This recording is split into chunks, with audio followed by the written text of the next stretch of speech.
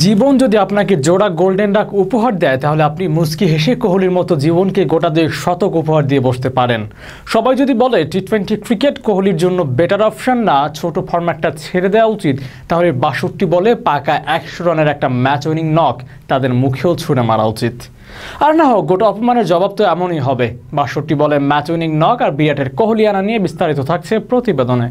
All the way for 6 and the magnificent 100 of the highest quality for the king. কোহলির IPL ষষ্ঠ 100 করার মুহূর্তে কম box থেকে ইয়ান bishop শুধু এটুকুই বলেছিলেন, এসব কথা তর্জমা করতে চাই না। কোহলির জন্য এমন বাক্যই সুন্দর, এমন বাক্য পড়তে শুনতে বেশ লাগে। কিংয়ের জন্য এটুকু বলা বোধ হয় তার প্রতি মিনিমাম রেসপেক্ট দেখানো। আইপিএল ইতিহাসে কোহলির থেকে শতক অর্ধশতক কারোরই বেশি নেই। হাফ ডজন শতক এসেছে যেই ব্যাট থেকে, সেই ব্যাট কোহলি একটা সময় পর্যন্ত ছুঁয়েও দেখেননি, প্রয়োজন বোধও করেননি ওটা ছুঁতে হবে। অবশ্য জমিন থেকে আসমান ছোঁয়া যাদের অভ্যাস, তাদেরকে বোধহয় মেঘ ধরতে বললেও তা আধুরি কাহানি হয়ে যায়। এসব উপমা কোহলিকে দিলে সব উপমার ডালা তার জন্যই বরাদ্দ হয়ে যাবে। কিন্তু আমি মনে করি ব্যক্তিগত একটা উপমা থাকা উচিত কোহলির, অন্তত থাকাই উচিত। সেটা হোক কিং, সেটা হোক মাস্টারপিস, আরও নানা রকম।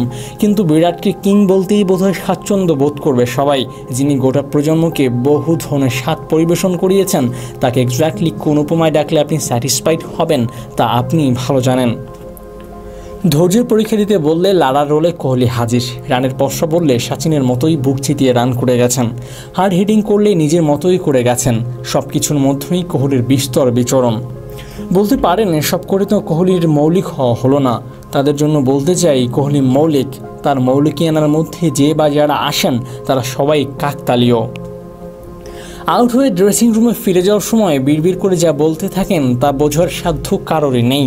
কিন্তু যারা সেসবে কাউন্টার অ্যাটাক করেছেন তাদেরকে পড়তে হয়েছে কোহলির বিরাট নজরে।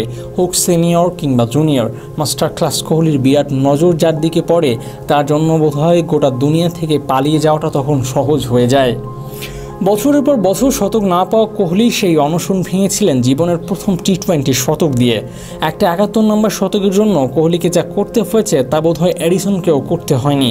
কোহলির শ্রেষ্ঠত্ব নিয়ে যখন প্রশ্ন উঠেছিল তখন তিনিই প্রমাণ করেছেন কেন তিনি সেরা।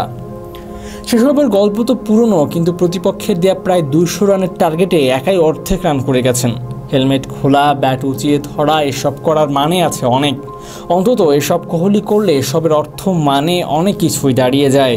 কোহলি এক পিস, যার জন্ম একটাই, যিনি দিল্লিতে জন্মে গোটা বিশ্বে রাজত্ব করেছেন।